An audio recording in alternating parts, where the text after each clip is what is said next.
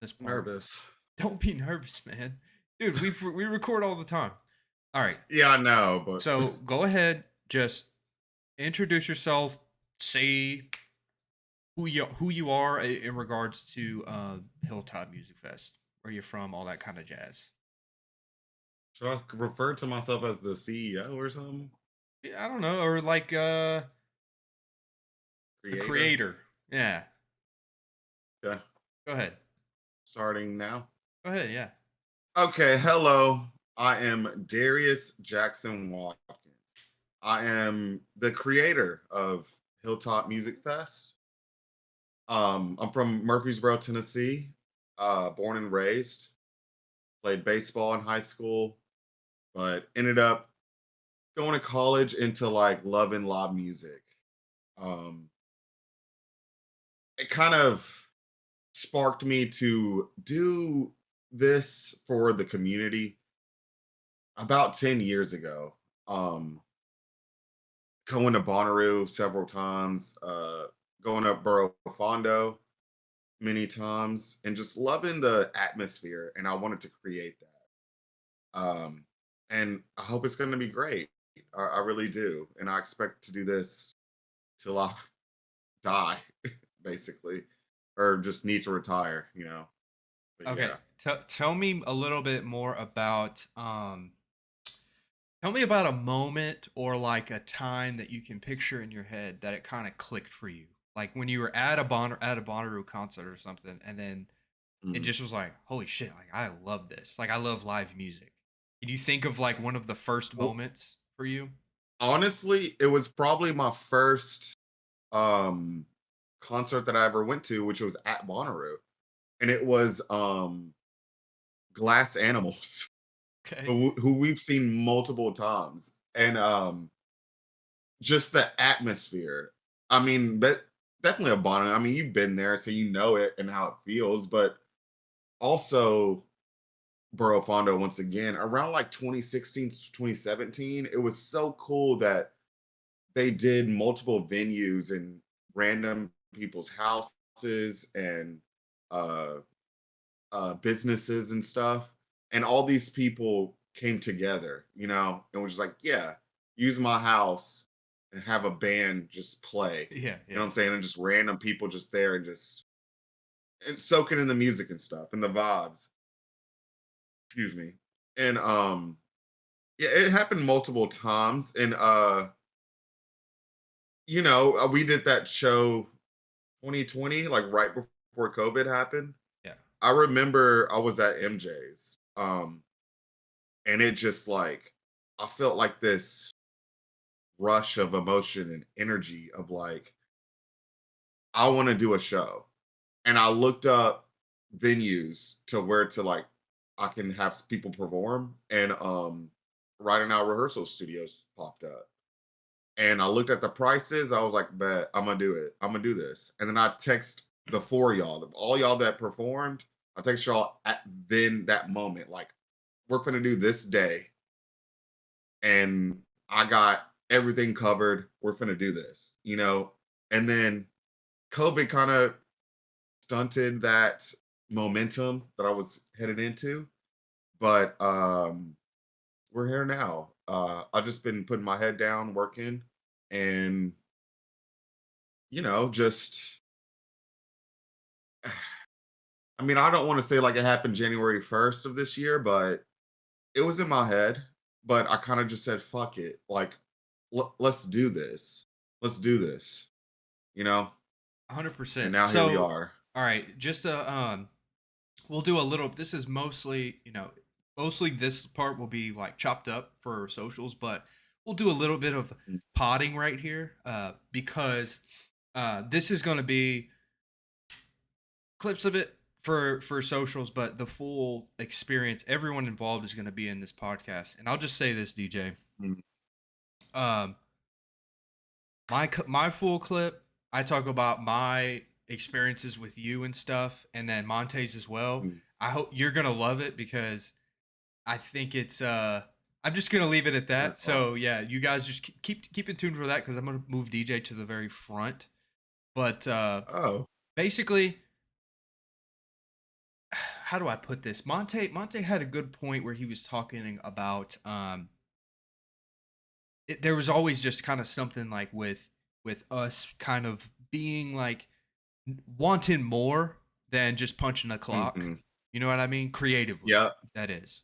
yep. So, um, and another thing too, You guys are the inspiration as well. but you are, and I agree with that. I will say this because I think that we've always done that for each other, like Mhm. collectively. So Absolutely, not to just yes. turn this into like a glaze fest as like, hey, my friends are better than yours. That's not the case. But the camaraderie can be like can like morph can like bleed into other people.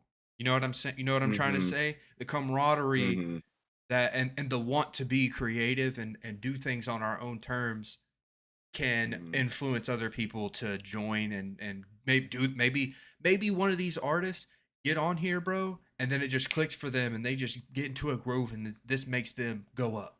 That's the fucking dope. Yeah, That right. so That's the point. that's the point. Yes, So yeah, dude. I mean that I yes. kind of yeah, and then this was a funny thing too. I said with the one I did with Seth and Monte, I was like, on the flip, I was like, there's one end of the spectrum where I'm interviewing artists that I've never met before. So I'm like trying to be like, all right, looking at the clock, like, okay, can I get to 10 minutes? And then with the people I know, I was like, how do I fit this in the 10-minute window? Yeah, yeah. um, so yeah, last thing, you made some really good points, and I'm trying my best to mold like I'm trying my best to help you answer things to like really get your message out to people, if that makes sense for you. Mm, So yeah, the last kind of question I have, not like a philosophical one. This is kind of like a physical one, like uh, tell me kind of literally January to now, like how did this start? Obviously, it was an idea. Give me as many like yeah. concrete, like where did the name come from? How did you find the venue? Mm. Give me like as many facts and details as you can, and then end it with whatever you'd like. But yeah, go ahead. Okay, Facts and details about the festival. so I had the idea, let's say January Yeah. 1st. It was probably a little after that, but anyway. Um, and I feel like I probably messaged you, I don't know, but I messaged my cousin who's an artist, and I was like, yo, I got this idea to throw a festival, and she was about it. I was like, I got at least three people that will perform, which would be you, RHD, and Barkley. Mhm. I had them three. My cousin had the rest. She found the rest of them, and her as well. And then with the name Hilltop, so this is on my family's land. We own some land out in Walter Hill, but my grandmother lives in this certain spot, and we call it the hill because she lives on the top of a hill. Um, but Presley actually came up with the name Hilltop because we always like all me and my cousins, we all and my family, we call it the hill because we always just go there like for family functions and all that type of stuff. And we just, oh, you're going up to the hill or not? Like, whatever. So that's how that came about. What was the third thing? Just any other like kind of tell me. I mean, you kind of covered it, but I was just saying more like the timeline, I guess, of so all right, January, you kind of Um, came up with it. You reached out to me. You reached out to the artists that yeah. you knew. You reached out Yeah, to and your then cousin, and then I mean, yeah, that's right, my cousin. That's another thing. So with the venue, um my cousin who owns the venue, he's like around my dad's age, like 50 or something. But he did an event last year at where we're going to perform and stuff. And that's another reason why it clicked. And I was just like, I could do this. And it was towards the end of the year, like around September or something. And it was like a lot of performances. We had tents. It was a vibe, like, and it was all family and stuff. And I just want to have that same feeling with anybody to come to our family land and just have fun vibes, enjoy each other's company, enjoy each other's music, eat some food, anything, just have fun, Yeah. you know, for one day, all day, for about 12 bucks, 15, Right. 20 in total. You're not gonna beat You that know, anywhere. I know. In Murfreesboro, in your own city. Yeah. Like, let's do it. Yeah, Let's do not it. the two there's a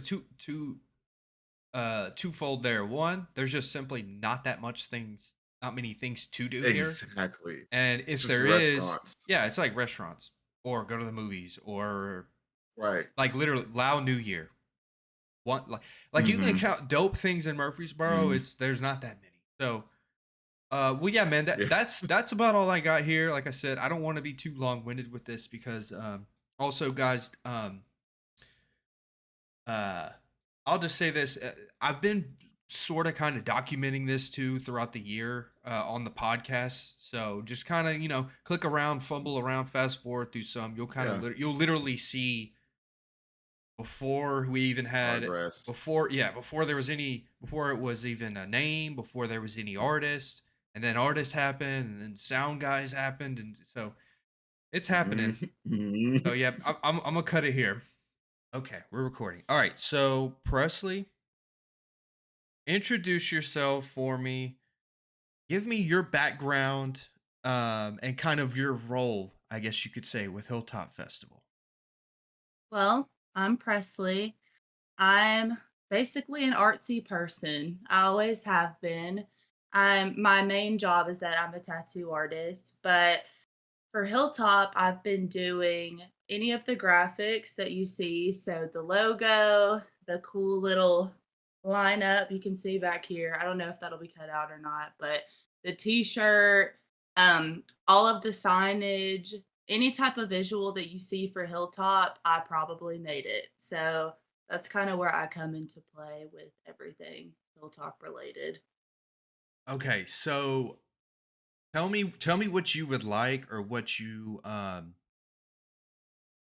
the thoughts that you put into like the you were saying before we hopped on here like about the symbolism of like colors and give me any details you want about hidden meanings, I guess, on the branding, I guess you could say, of Hilltop. Yeah. So there's a lot of hidden symbolism in the logo. So when I sat down with the Watkins when we were first planning everything, something that DJ wanted immediately was he wanted the logo to be inspired by a baseball jersey. And I think that's very fitting because it is such a team show. Like there's so many moving parts, there's so many people involved, and it's a family thing, literally and figuratively. Yes.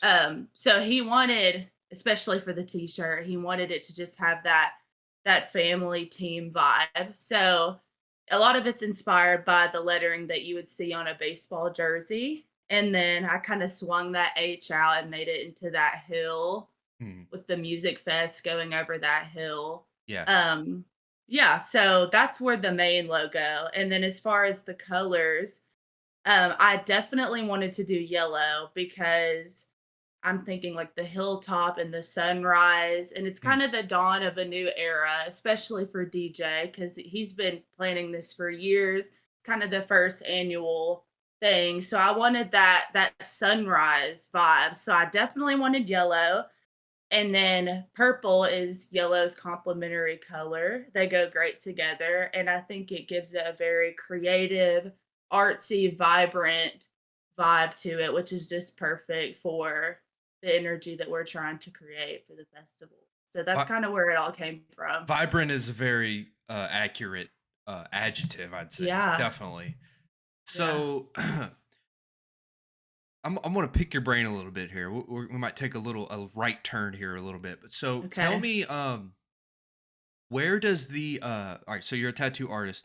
Where does that skill of like graphic design kind of marry with like tattooing, if that makes any sense? Like, do they fall hand in hand? Are they like cousins, or like would you say they're like do the skills are the Yeah. skills very pretty similar? I guess you could say.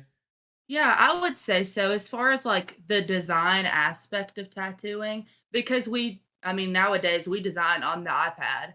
So the same Oh, software that I use to design my tattoos okay, is what yeah, I yeah, use to design the Hilltop okay, logo.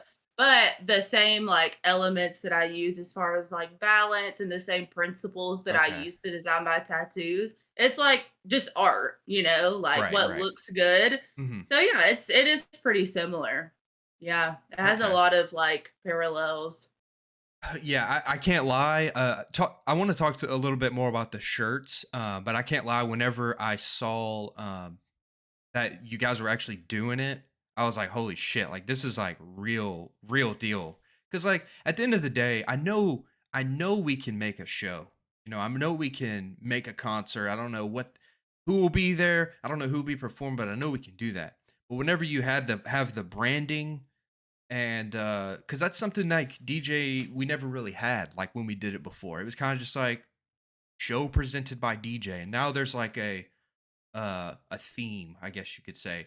But Yeah. basically, what I'm saying is the shirts to me made it seem like more well-rounded and legitimate. I'm gonna pull up here. I'm gonna put it on the screen, but Yeah. or I'm gonna put it on the edit when I do it. But Mhm. tell me a little bit more about the so are you doing like the Instagram post like for like the shirt? Are you using like Canva Uh-huh. and that type of deal like link in bio that So type of stuff? Like how are you making that stuff? yes. So with the shirt, it was a big debate of if we were gonna do Mhm. the shirt because Right. obviously there's a big upfront cost with the merch, Yes. and with it Yeah. being the first, festival, we Uh-huh. still don't really know what to expect. Right. So we use we're using a print on demand service. Okay. So basically you click the link in the bio and you order it and they make it and then they ship it to you. So we Okay. don't have any physical merch. So with the advertising that I posted for the shirts, I use Procreate, the same Okay. software that I use to make the logo and the t-shirt design. But with that being said, we won't have physical merch at the festival. So if any of you guys want a shirt to wear that day, you want to go ahead and order it so it'll be in on time Yeah. before the festival. Oh, So that's link in bio. yeah, that is definitely yeah, that's a important piece of news right there. Yeah, because Yeah. like you said, I mean, look, this is just the reality of this. Like, look, it's the first time we've ever done something like this. We're not made of money, so we can't. You can't necessarily put all your chips on the table for this and be like, all right, I'm about to spend a lot of money and have a bunch of shirts and not knowing if they're going to sell. So that's probably you guys made. I feel like you guys made the right decision doing the print on demand route, and Absolutely. that's a beautiful Yeah. service that I'm sure is of the last few years that's come about as well. So that's really Yes. interesting. And I think what we'll do is if you still want one after the festival, they're still going to be available. But if you want to wear it the day of the festival, you might need to get on that. But hopefully in the years to come, we will have like a merch table Right. and you'll actually be able to buy it there. But we got to do what we got to Yeah, do this it's year. definitely a good test run because really Mm, every element of this is a test run. Like let's let that be abundantly clear. Uh, so I think yeah. this portion right here, Presley, is kind of interesting because everyone I've interviewed, DJ, he's the ultimate like behind the scenes person, but everyone else I've Hmm. interviewed has been artists, so they're obviously a huge part of it, but you and I have been kind of behind the scenes. So I think this is really interesting uh, for people watching the full episode to kind of put uh, just to kind of see how this whole thing has been culminated behind the scenes. Because I've also told people this too is like, look, guys, if you really want to know how this shit started, go back to the podcast from like February. Like we have been talking about like there's moments in time there was where he was like, hey, I think I'm gonna do this, and then it was like a couple weeks later, it was like, I'm gonna do it, and it's called this, and then it was like, hey, I have four artists, and then it was like, no, this is happening. I have a date. So Yeah. very Gosh. interesting. Very like, yeah. I'm excited for it just because and Monte brought up a good point. And then I'll ask you this last question and then we'll get off here. But Monte brought up a Mhm. good point. Monte too also kind of on he's a talent, but he's not like an artist per Yeah. se. He is gonna be performing a song with me. I think I'm kind of spoiling a little surprise here, but it's happening. But Monte kind of said in certain ways, like we've always kind of been drawn to this type of thing, but we've never really like we weren't ready for it yet. You know Oh, what I yeah. mean? Yeah, I mean, So and me and DJ were talking about this earlier. This could not have happened at any other point. yeah, There are so many things that had to align. I yes, mean, I'm here. Me and DJ are together. I'm here doing the visual aspect, marketing. DJ's cousin Eric has the venue. It took yeah, him almost 10 years to get the land, get the electric, get the water. This has been such a long time in the making. You with your podcast, all the artists and their music. I mean, this has been manifesting over basically a 10-year period, and it's yes. like the stars are aligning, and it could not happen any sooner than it is, right? It's just like finally the right time for it to be happening. So I yeah. yeah, I agree 100%. And yeah, cuz you know, DJ himself will get into this mode where he'll be like, "Man, I feel like I wasted my time." I'm like, "No, dude, everything happened how it was supposed to be." Like 100%. and I feel like that as well too. I'm like, "Oh my god." I look up, I'm like, "Holy shit, I'm 29." Like, uh, I haven't put out music in years, but like, we're still, even though the product, like the shows and the music and this stuff, hasn't necessarily always been there. Our mindset has always been. We've always been growing in our mindset, if that makes sense. Yeah. The seed has been planted Yeah. 10 years eh, ago. Now we're It's yeah just now blossoming. yeah Yeah. we're bearing a little bit of fruit from this finally. So Yeah. Yeah. uh harvesting a little bit of fruit from this. Yeah. All right, so I mean, shit, we probably answered the last question I was gonna ask, but Okay. last thing I kind of want to just talk about is just Hilltop Music Festival in general. What's your like excitement level? Of course, you're ecstatic, probably through the roof, nervous and shit, but like, kind of just talk to me about Hilltop Music Festival and what you feel in this moment Yeah. right now. So yeah, for someone who You has know, never, for someone who like might be brand new and it doesn't know you, me, anybody. I think what we're going for is we want anybody who comes in for it to just be a family vibe with live music. That's what I'm hoping. Just super chill, great music, local, just a good time, just chill vibes and just support people who live in your city. Um, we're just hoping for a smooth ride. I think it's going to go great. I'm really excited for DJ. I'm really excited for the Watkins family. I'm super excited for the all the artists. I think it's really cool for them to like see their name on t-shirts, see their Yeah, name on a festival poster. Um, it's just a really cool thing, and I hope people enjoy being together, like the community aspect. I think with COVID and everything, and just like the age that we're in, there's so much like isolation and separation, and stuff like this really brings people together, and I'm really excited to see that. I just can't wait for the vibes. I yeah. think it's gonna be great.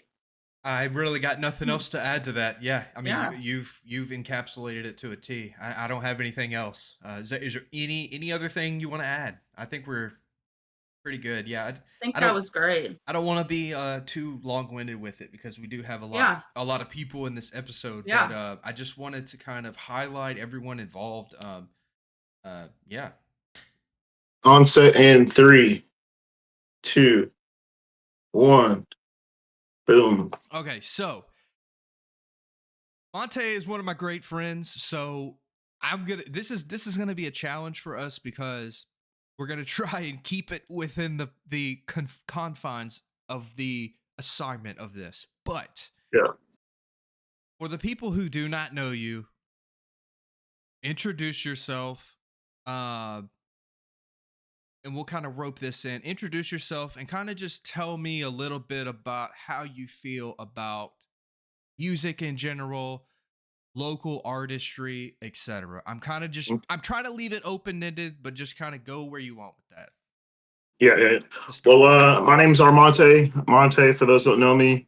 Uh, I'm the dude that's going to be talking, announcing the. What do you call that kind of person? Announcer, Hosting. I think hosting. hosting. Yeah, Hosting. the Yeah. host of this Hilltop Music Festival.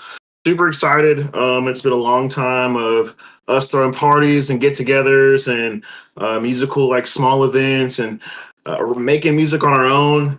And so just taking a bunch of time and practice of that individually. We're just kind of bringing it all together so we can use our influence to help other people get their names out there and just kind of just put on a really good time for everybody. So that's been the long time coming thing. So me personally with music, man, I am a rapper, for fun, but I don't really just do it myself. Outside of, freestyling in the studio and hanging out, in the hot box rotation in the civvy back in the day.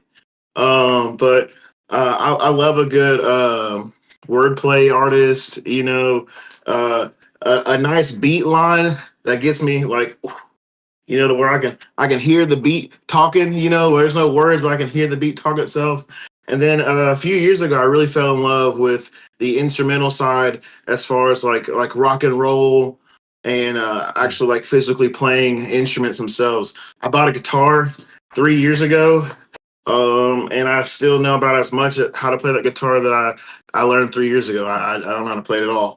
So I really admire the artistry that comes with those people that learn how to play instruments and stuff like that. I got a killer jump shot, and I can cross somebody over, and I can throw a football, but I can't, play any keys Yeah. or lay it. I mean, bass line down. I So know exactly what you're saying. I'm the yeah, same, really. Like yeah, dude, that's super cool to me. all my musical like I hate, to be honest with you, I hated music in school. Like I really Yeah, wasn't like into that. All my music stuff is like on the computer. It sounds crazy, yeah, but yeah, man. So that I like I said, you're one of my best friends, so this is like kind of it's like I'm trying to help you introduce yourself, not to me, but to everyone else, because I'll say yeah, this: yeah, yeah, the people that I've interviewed, I've never met before. So yeah, yeah, yeah, there's yeah, like a genuine curiosity with some people. Be like, oh, where are you from? X, Y, Z. Like, who are you? yeah. So, um, so give me a few more words about how you feel about hosting, quote unquote. I'll say this because um, I'm glad DJ chose you to one. I'm glad that he thought to kind of put you in this position, and two, I was very. It literally like made my heart happy to hear that you were like in, Yeah. because I just think we all kind of you definitely touched on it, but as far as like the local independent artist stuff, like um just finding like ways to be involved. I think that's really Yeah, awesome. So yeah, yeah, man, yeah. just So go when he ahead. hit Yeah. me up, dude, I was just like, man, I'm super thrilled that you even thought of me to do that for one, and I'm absolutely 100% down. Especially because I feel like in my friend group and with all of us, it's like my like kind of role has been like a coordinator or like the voice or like the just like that mediator of words between friends and stuff like that. So to put me in the position to be able to like host a show and gather the attention or announce people and all that would be Mm-hmm. just like super fun for me. Just because I just like to gas people up. I love to give people that attention and give them that shine that they deserve. If they don't get it themselves. So to get the opportunity to do that was super cool. And a friend of mine, he's going to be a vendor, I think, Sam Yeah. and B, they're getting married, and they asked me to officiate their wedding. So I was like, this is like a year or so ago, and it was like in conversation, it was like a joke, like, hey, I want you to do it. And I was like, ha, That's yeah, fucking I'll do it. awesome. Come to find out, I just got a letter or a thing in the mail. It's got my official License. licensing. I got a What? fucking a laminated plaque for the wall. I got a lanyard. I got a little button pin it says I'm officially Oh, brother Bass and the what? Christian officiatory websites to be a Wow. a clergy or whatever it is called. Yeah. I'm officially able. So once that happened from them, I was like, wow, people actually really believe in me Yeah. in this voice. And so when DJ asked me that afterwards, I was like, oh, that's crazy. Multiple people in my friend group think that I'm capable of doing that. Mhm. So that gave me a very sense of like pleasure and confidence to know that over this time, people have been seeing me do my thing just the same way I've been able to see them doing their thing. So that's made me super excited for it. So yeah, I was all for it, man. Yeah, that we're gonna be at the wedding, by the way. We got there. Yeah, Yeah, which is gonna be really, I think y'all are my plus. I think they wrote off y'all are my plus 8 or something like that. Sounds good. Well, I work Yeah. with B still. Well, B still. Mhm. But dude, yeah, man. I just Shout out Sunkiss. shout out Sunkiss. Shout out Bud Light too. Yeah. Oh man, yeah. So, all right. So I'm trying to think of a way to word this, but tell me a little bit about. Maybe you can give me a little bit here, a little more information or a different perspective on Hilltop Fest. Okay, and you and I, we need to do one of these podcasts, like full length, like sooner rather than later, just in general. Tell me, just help explain to them how long This came to be. this thing has been a a, When was DJ's last show? so 2020. When was that? 2020. That was in 2020? Right. Correct. Okay, So, so but just think about, this is something DJ has, the seeds he has planted for 7-8 years. Okay. yeah. I remember him talking about this place even before he had that show. Kind of like DJ started when DJ started growing out his hair. You remember that when we got into Afro Jimi Hendrix stage of DJ? That's when all this started to come into fruition. When we were making music at the Tulane House, rapping and stuff like that, and he's like, "Dude, I can see you guys' vision, and I could see myself putting these shows together and that kind of thing." That's when that started to develop. Yeah. But at that time, his mom or his grandmother was still out there at the place in Walter Hill, is right? That's where it is, Walter Hill. Yeah. And it just wasn't the time for it yet. So he did the other show, but he always had this idea of doing his own kind of festival thing, you know? And I remember at like 2017 Bonnaroo, we were talking about it. He's like, "Dude, I could do this, man. Like, you guys could totally be doing this, blah, blah, blah, blah." And I'm like, "Bro, if you got the vision, man, just put it together." Yeah. But it was just a time of like idea versus actually being able to put that idea into motion. It's been a long time of him, getting his mind right and getting all his pieces lined up to where he could really do it. And he's had a lot of support from his family, which is awesome. Yeah. That's what I really love, is when your family believes in you, but they're also real with you and tell you like, "Hey man, I see you got the idea, but you're not quite there. Do some more homework, do some more research." And he did that. He buckled down and figured it out, and here we are now. So it's awesome. Oh yeah, it's I couldn't have put it any better than that, honestly. I think it's gonna be real surreal the day of. Yeah. It's gonna be like, damn, dude, like, holy, we really did this. Like, we really did this, and here we are. When it's over with, I'm gonna be like, wow, bro, like, so what what the heck? That was not that hard, Exactly. That was not that hard. Or it was actually really hard, but we did it, a key word you said right there is "we," because this is not like, and this is something, I don't want to get too far deep. I'll kind of put a button on it here, but I'll just kind of encapsulate this whole thing. But this Hilltop Fest is like kind of a symbol of just a culmination of. I'll just say this: our friend group, we've always wanted something more. You know what I'm saying? Yeah. We've always had visions. We've always had visions to do, whether it be music or Parker streaming, or we have always kind of had this energy about us. You know what I'm saying? Yeah. And it's always been something that we've strived to do, be entertaining. Well, like you said at the beginning, hosting parties, XYZ. Yeah. And it's just this is more of a tangible thing, like look, this is like a product, and we're all like kind a small, of chipping in. Exactly. It's like a huge picture a big dream thing, and the big dream is the end goal, you know what I'm saying? But Yes. this is a small piece of that puzzle right here that we can put in our hand and say, we did it. We Boom. have it right here. Yeah. This will get us to that end goal right there. Mm. And because we can't achieve that end goal instantly right now, we just took like a small bite of an elephant, Yeah. and here it is. Yeah. And we're able to show people that, and also give ourselves a pat on the back to know that we are completely capable of it. And you can't, You know? and this is probably, and you can't do it by yourself too, and that's the number Oh, one thing. no. And I've been, Or some people can, but we can do it, or Yeah. each of us would have it, or at least one of us would have it. But I mean, it's a community thing, you know. It takes a village to raise a child. So this Hilltop Music Festival is the fruit of our loins right here. absolutely, man. You Well, know, really just simple. Just introduce yourself, and yeah, we'll just go from there. So yeah, introduce yourself. Tell us who you are, and we'll just start with that. So go ahead whenever you're ready. All right, I'm ready. I am Kenesha. I am aka KB Slay. I will be the festival's DJ.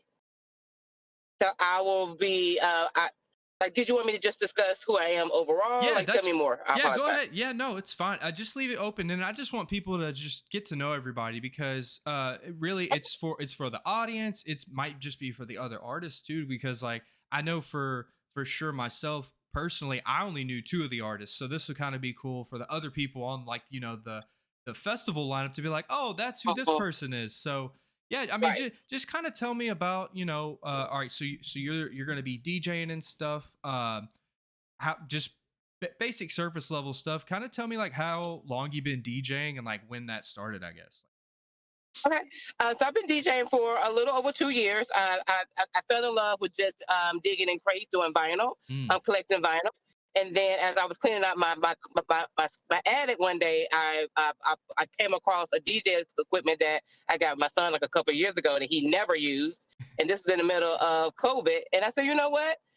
Let me put some use to that. So that's what I've been doing. I've been dibbling, dabbling to DJing. I love the art of music. Always love music from late early 70s to progressive, like today's music, R&B and hip hop.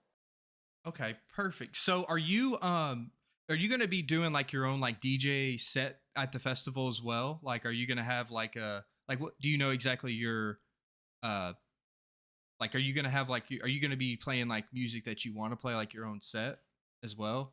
To my understanding, I'll have like a little bit of set at the end, Okay. bringing everyone together. But again, that's to my understanding. I got But to my understanding, overall, I'll just be pressing play on the artist clips, and then also just being bringing music in between different sets Okay. as well. Okay, Mhm. that's awesome. Well, okay, perfect. So last thing, I mean, literally, these are just real brief, but last thing I wanted to ask, really, just to kind of tie it in, is tell me how you feel about, I mean, being a part of a music festival of local artists. Where are you from exactly?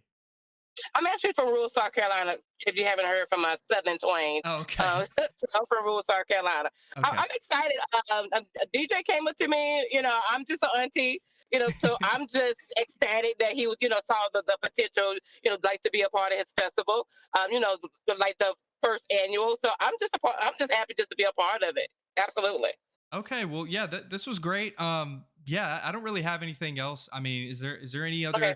anything else that you would like to say? Anything that like can people like book you or anything like that? Like any way we can find you, I guess.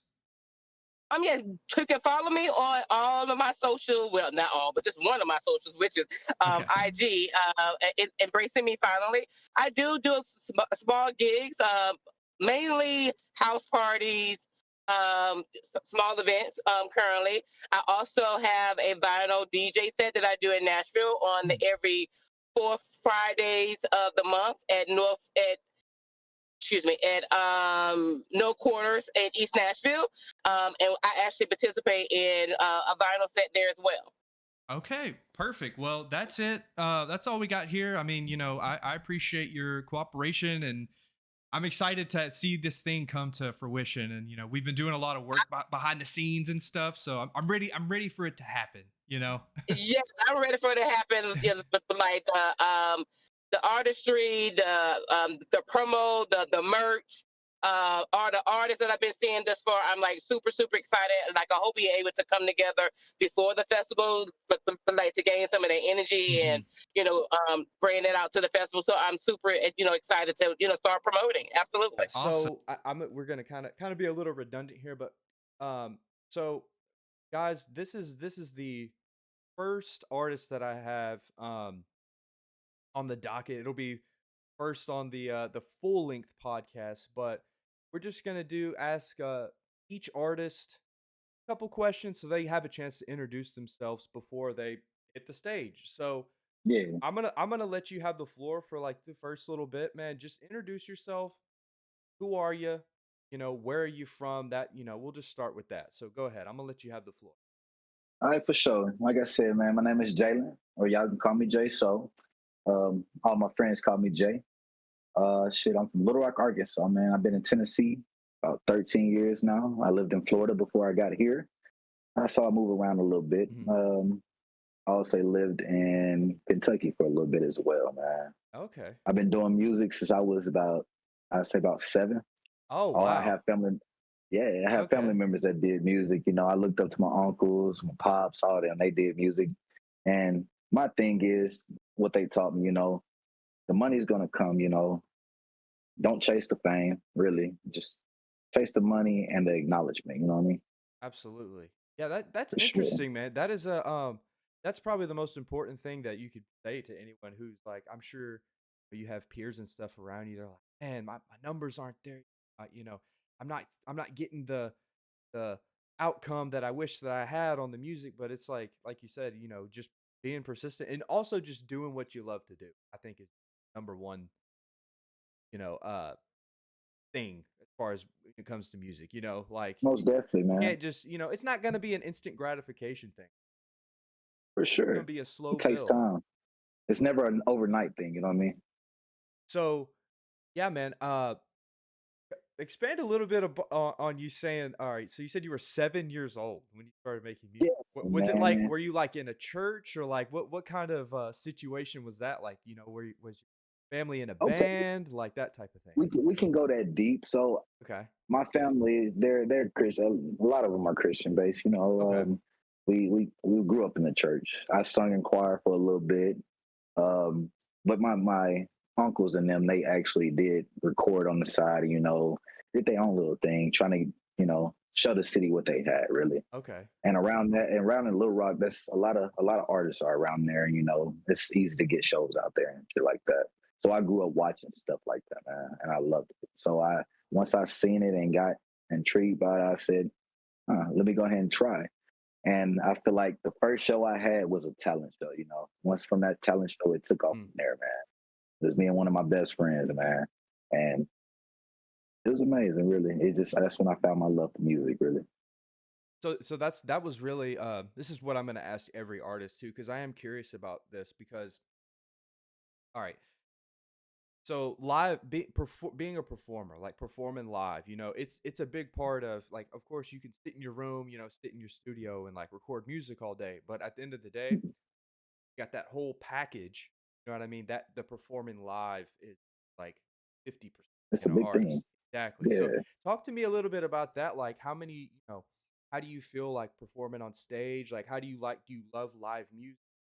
Kind of I talk about love that a little live bit. music, man. I love it. So all in all, like I said, I was introduced to the music pretty young, so I got to see a lot of shows growing up, even from going to like jazz fests and stuff like that. I always told myself I wanted to be on the stage. And so I feel like my first show was when I was about 17.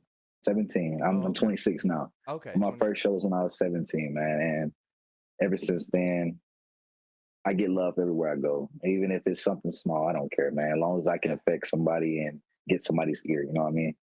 absolutely. Yeah, that's because I think a lot of artists, smaller artists, like when they start, local artists, it's a grassroots thing. You know what I'm saying? And I think a lot Yeah. of people when they start their musical journey, they might feel like anxiety or something about performing on stage. Like, oh, no, but what if it's not? What if I'm not a good Oh, that's gonna performer? be there every It's time, man. Every time. I feel like so. All in all, I would try to count as many shows I've done, Okay. but just an estimate. Here in Tennessee, I did maybe four. No, I did six of them. Okay. Florida, I did four of them. Arkansas only did like three. So I'm familiar with Yeah. performing and stuff like that. But this will be my first festival, so this will be a Right. big change for me and a lot different. Trust me, like I say, that nervousness comes and butterflies is going to come, and I have them. Absolutely. Trust me, just thinking about the date. You know what I mean? So, all right, okay, so that's a perfect transition. Let me ask you a little bit about just the festival, I guess, in general. Okay. How did you kind of like, and this is really kind of just a question for myself, but how did you kind of get in the know of this, and like give me your thoughts on like this idea of basically Man, combining a bunch of honestly, people. Yeah, go ahead, man. Yeah. no, you go. I'm sorry, I didn't mean to Oh interrupt no, you. Go you're ahead. good. I was just I just kind of give me your thoughts on the festival itself and kind of how you got involved with it. Okay, so DJ hit me up out of nowhere. It was just a normal day. And so he hit me up. He's like, my cousin Sinclair told me that you make pretty good music. So I just wanted to see if you'd be interested in our event, first annual event. And when I seen what it was, I said, "Oh man, this could open some doors. This really could open some doors, really." And at first, I was little iffy about it. Right. But when I seen the communication that DJ had with me and everything, it made me more secure with it. You know what I mean? So when I believe it took like a week for me to really get into it and get the information that I needed to say, yes, I'm cool. I would want to do it. I think this is pretty cool. This is a really good platform for artists to start at, especially local artists. Absolutely. Um, so I'm very grateful for them to hit me up like this, for real. I never expected, honestly. It's like a dream come Yeah. true, really. Like I never thought somebody would hit me up. I would always thought I'd been like, "Hey, can I come perform The there? reverse. Can I, vice versa?" You heard? Yeah. So DJ's one of my best friends. We went to high school together and stuff. And let me just say this. I'll probably end up saying this 1,000 times to everybody, but this is something that DJ has wanted to do, like probably for the last 10 years. Talked about it. We went to Bonnaroo a lot, and like we like music, I love like Bonnaroo. okay, awesome, yeah. So Yeah. really, that's probably where the birth of this idea probably was planted in his head. But he wanted to do something like Okay. this forever, and we did a show. It's kind of funny, or it's not funny, but right, literally, like I'm not even kidding you, bro. 2 weeks before COVID happened, he did a show, and then boom, COVID happened. Like it was like the Man. most impeccable timing. And it's hard to get momentum as far as like live music whenever the world is Yeah. shut down. So, Yeah, most definitely. but I just want to say, I want to tell you as somebody who's like a part of this, I'm excited to meet all these new artists and stuff and all these new people. And I Yeah. just think it's really dope that people are wanting to come together and take a chance. You know what I mean? Yeah, Take a most definitely. chance, take a step in the right direction as far as being creative.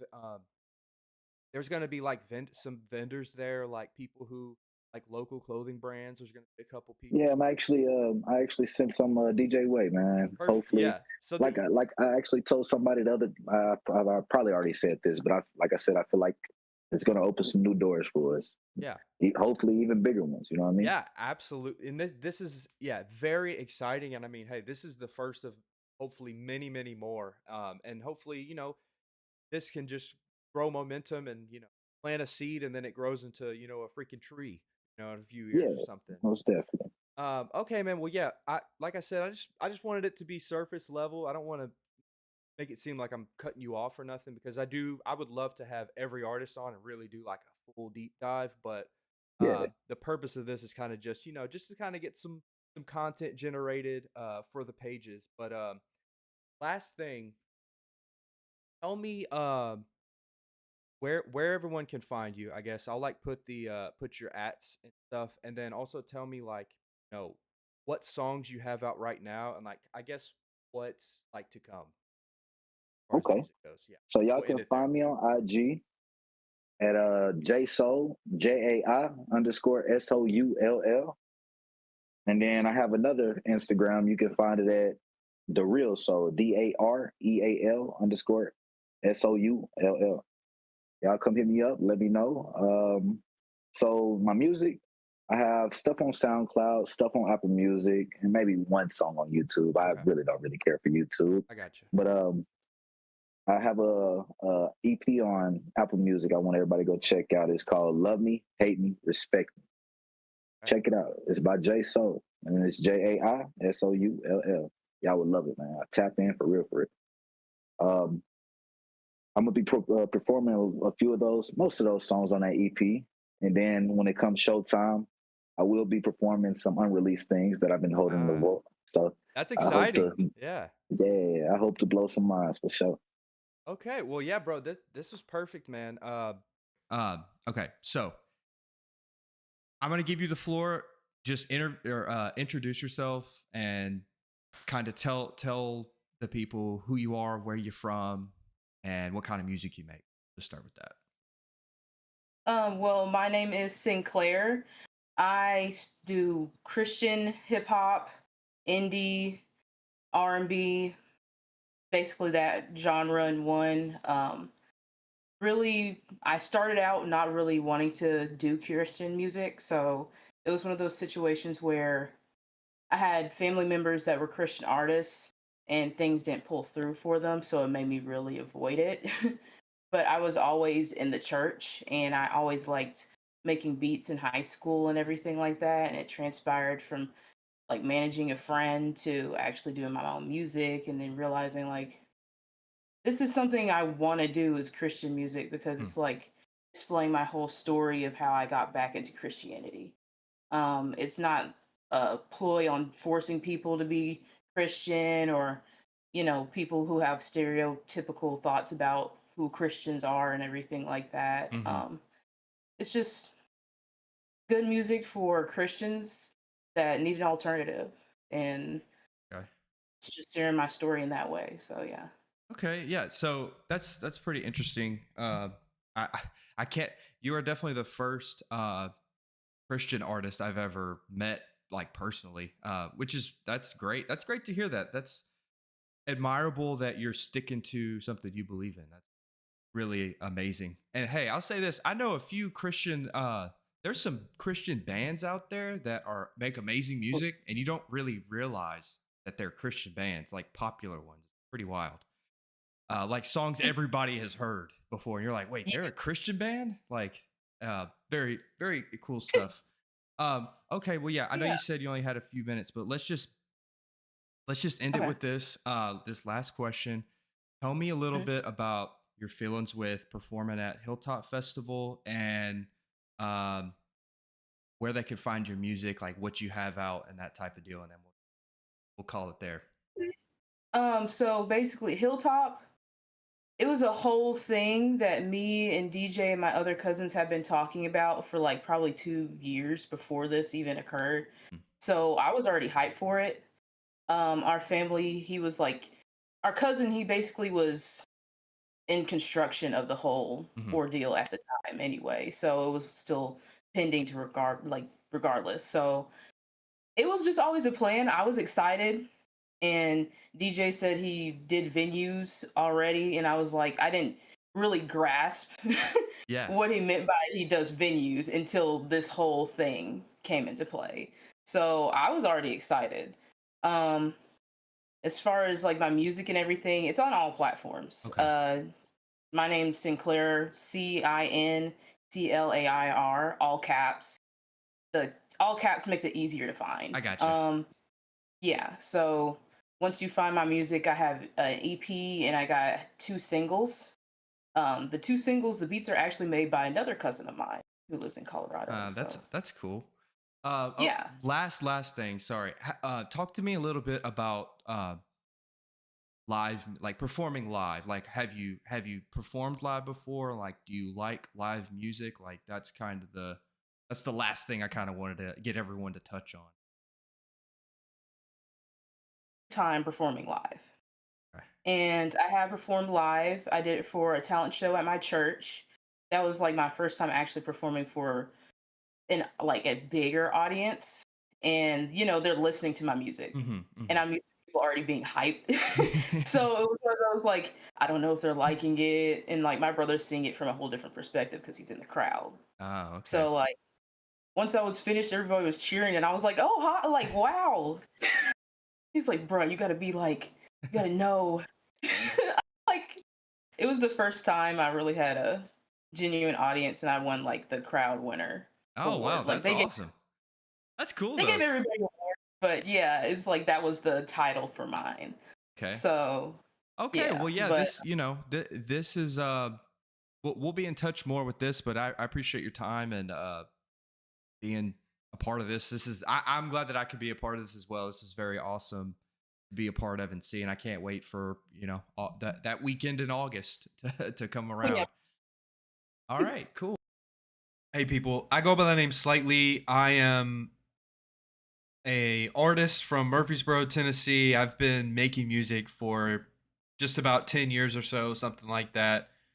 I started out just making music by myself in my mom's garage on an old MacBook, getting beats off of YouTube and writing raps to that and that type of stuff, and then eventually, um, I started making music with my friends because there was a which I'm not going to name all of them in this very moment right here because I know I'll probably forget some people, but it might come to me. But there's people around me who I knew that were had talent and rapped and freestyled and stuff, and then we started making music together.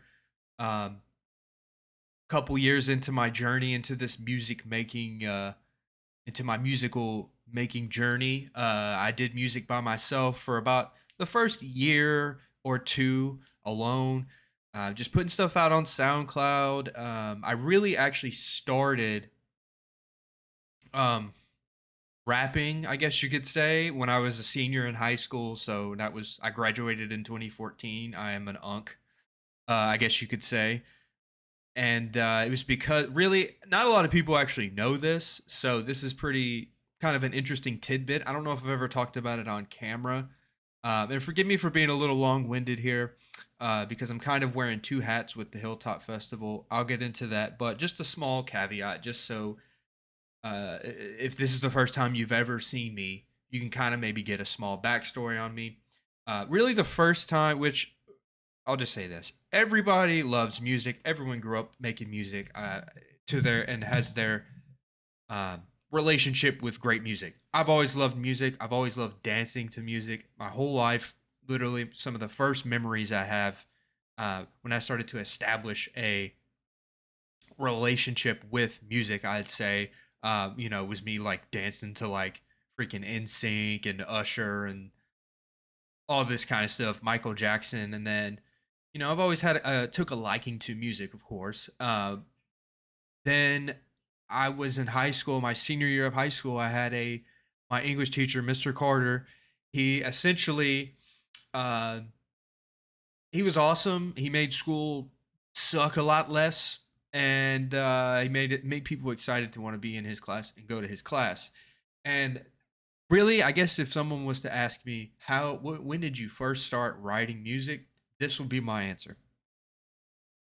In Mr. Carter's class, we had like essentially like vocabulary words, and he would have us write raps with those words in them, which was like an interesting way to twist in a real lesson into something that's sort of fun. So, um, fun little tidbit here. Actually, there is definitely a couple videos of myself and my friend Will rapping because that's is what we would have to do. We would have to create a video of the words, and me and my friend Will. There's videos somewhere of us. These videos from when we were 18 years old, and I know Mr. Carter. I have a distinct memory of him um, filming one of the assignments, whatever you want to call it, songs that we wrote with the words in them somewhere. So that's out there somewhere. Anyway, tangent. I want to keep this as brief as possible because for the podcast, for the full podcast listeners,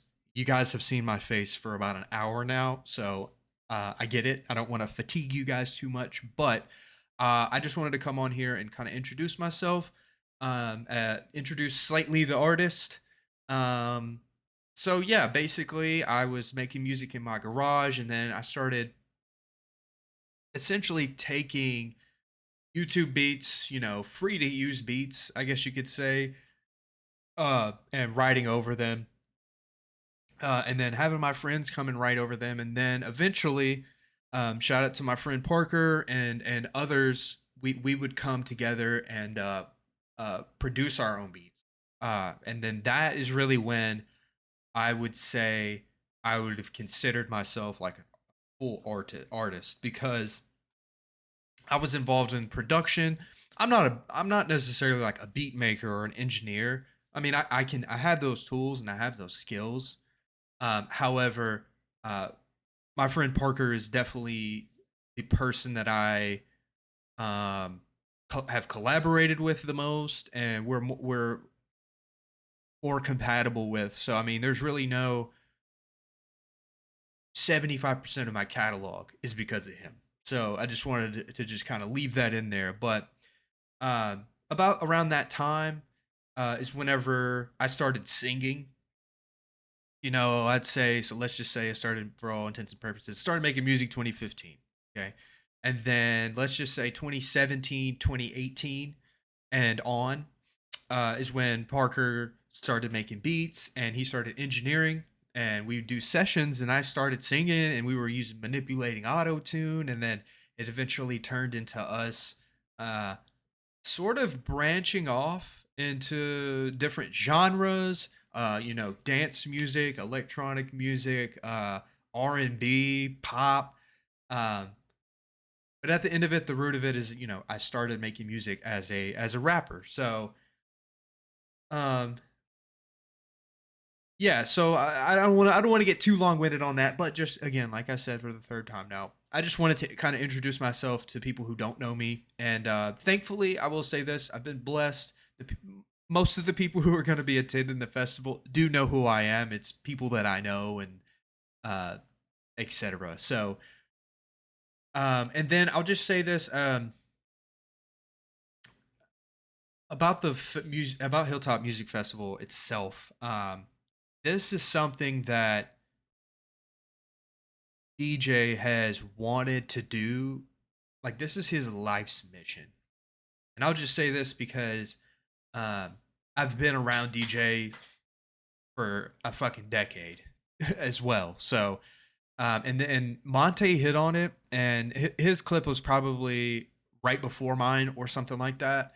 Monte hit on it, and basically what he was saying about how, it's always been something that DJ and like our friend group has always wanted to do, but the execution, the timing, it just wasn't. We just weren't ready, and now we are. So this is a very exciting thing, and I'm gonna have DJ on to do one of these to kind of just let him just chat a little bit about the birth of this a little more, and like what his mind state is exactly with this. But from my point of view, I think an awesome thing about this is the fact that I say we because I'm around it, but DJ is wanting to include local artists who don't have a platform, and this and create a community around it essentially. And that's what this is in Middle Tennessee, Murfreesboro, that we're trying to do.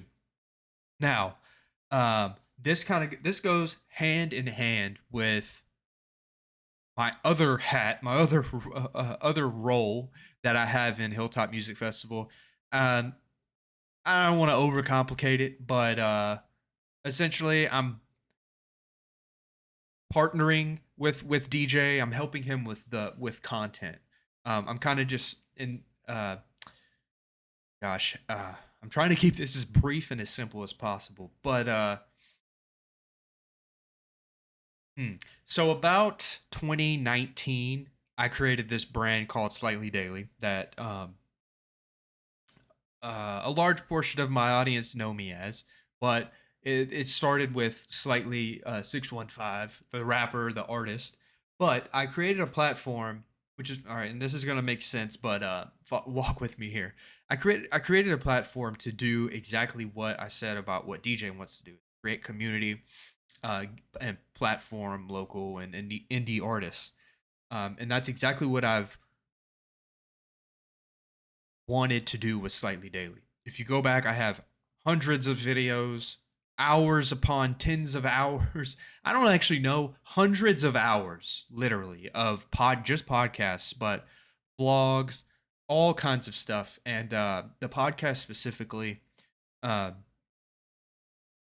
was to just really just create this community to where anybody can come on and just chat and maybe just have a platform. I don't have a big platform. I don't have a big audience, but it's something that I like to do. And yeah, I'm really excited for Hilltop Festival because this is kind of not kind of this is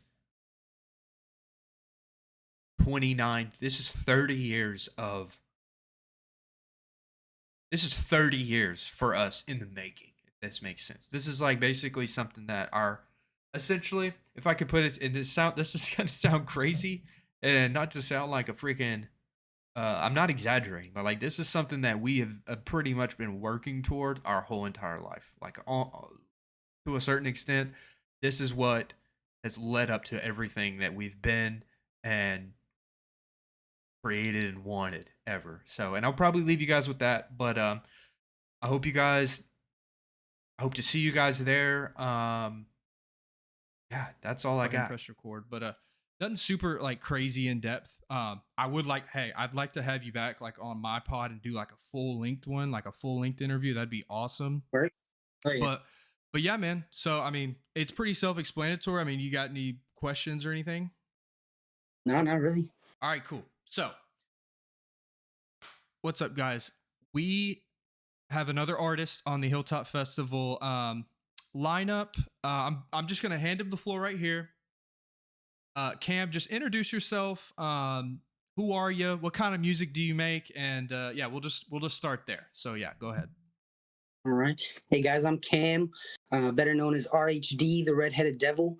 I'm a big rock artist, is what I do. Big '90s fan, big '70s, '60s fan. So I kind of have grungy style with a bit of twist on the '70s style, like screaming like those metal artists did in the '70s. But I like deeper chords. I like to really have a lot of fuzz going on the guitars and stuff. It's real fun. I've been doing it for 15 or so years now. I've been writing for quite a while, but went to school in LA, did some audio engineering, and just got better at everything. And I'm a solo artist, so I do all my guitars, my bass, my vocals, my drums, my engineering. It's a big process, but it's a fun time. I didn't know about the engineering part, man. That's really cool. I knew you like played instruments and you wrote songs and stuff. That's really awesome. Yeah. So you were saying like 15 years ago or so you started making music. Tell me a little bit more about the origin, a little bit, like what you can or like what you want or what you kind of remember about how you kind of first picked up a guitar, I guess, or something like that. Okay. Yeah, I mean, I say 15 years ago because I'm 27 now, so I say around 12 was when I really got serious about it. I mean, I picked up a guitar when I was probably 5 or 6. My dad's a musician, and all the way through his 20s and 30s, he played around his local areas and stuff, and always had some band going. And he loved doing that since he was a kid, and he kind of passed that on to all his children. Me, my older brother, and my older sister. My younger brother too now, but I was the only one that kind of stuck with it. I was the only one that continued to play, and then when I was 10, I started writing full-length songs and lyrics and guitar and all to it. And then by the time I was like 12 or 13, I started getting, people in my town together that knew how to play other instruments, and like, hey, let's go do this and play a gig. And yeah, we would play like block parties and stuff and have fun with it, but by then, I started playing acoustic gigs all around Delaware, Maryland area, played some gigs up in and just had a lot of fun doing it and fell in love with it. When I got to the college era, I didn't know what I wanted to do totally yet, but when I finally realized it, I was like, I need to chase music. And so I started chasing music even harder, and I went out to LA and really kind of took flight with everything. So where were you born, or like where are you from? I'm from Smyrna, Delaware, so it's a small little hick town. Delaware. Oh, okay. Yeah, yeah. Delaware ain't nothing going on in Delaware, that's The, for sure. you know what's funny? The only thing when you say Delaware that comes to mind is Joe Biden. That's it. And Yeah, Joe Biden people are like, "Oh, you're a Biden fan." Joe Biden and Joe Flacco, the Yeah, quarterback. Joe Biden with That's the UD. Yeah, that's literally it. When you say when you say Delaware, that's literally it. That's pretty yeah. cool. So how did you end up around Nashville? I came to Nashville because, man, I went to LA dreaming just before I turned 21, Okay. thinking like, oh, LA's got to be the place to do music, and it is for a good bit of things. I mean, honestly, nowadays I say LA is the place to be after you've already done it. You know, you've got I see. somewhere with music. Now you can go to LA because one, you can afford it, but two, you have the connections to like get into those big studios and work all the time. Um, and LA was really fun, but there's just not a lot of live music going on out there. I mean, there's like the old places like the Roxy and the Whiskey and all these different famous venues, but you pay to play there. You don't really audition and play, and you know you're paying like $250 just so you can play. I'd That's rather just wild. show someone what I can do and then have them be like, yeah, you can come play on Friday night. And Nashville, I kept looking into Nashville, and Nashville has this huge scene. I mean, everybody thinks it's just country, but there is a huge underground rock scene that's constantly blowing up more and more. Pop music's going off out here. A little bit of hip hop's headed this way. I'd say it's still more in Atlanta, but Right. Yeah. Memphis, everything Atlanta. like yeah. LA, yeah, I mean Atlanta's sick too. And it's just the natural phase of things. It used to be New York, and then in the 70s it became LA. And LA is finally, it's had its peak, it's gone downhill, and Yeah. now Nashville's time to shine on the music industry. So Man, that's I'm born and raised here, and I haven't really traveled that much, so that's it's really cool. And I've we'll get into more in depth of a conversation. I promise I'm not being brief with you, but some of the I'll just say this real quick, and then I'll ask you this last question. But it's so interesting to me when I have people on the podcast. The internet is so cool because I've had people on that I've never met before, which we've met before, but like who had these stories of like traveling the country and living in different areas. That's so interesting to me. Like there was a guy I interviewed a few years ago who was never met the guy, just found him on the internet on Instagram, was in the music scene in Houston, but this is so random. He played college basketball in South Dakota. Like it was just so it's so random.